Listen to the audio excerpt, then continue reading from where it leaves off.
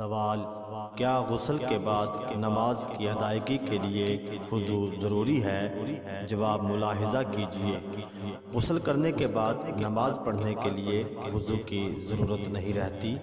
اگر غسل میں پورے بدن پر پانی ڈالنے سے پہلے صحیح طریقے سے کلی کر لی ہے اور ناک میں اندر تک پانی ڈال لیا ہے تو اب غسل کے بعد وضو کی ضرورت نہیں ہے۔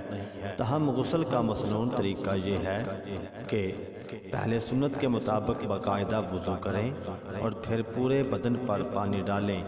غسل جنابت میں کلی کرنا اور ناک میں اندر تک پانی ڈالنا فرض ہے۔ غسل طہارت اور غسل مسنون میں کلی کرنا اور ناک میں پانی ڈالنا فرض نہیں ہے بلکہ سنت ہے۔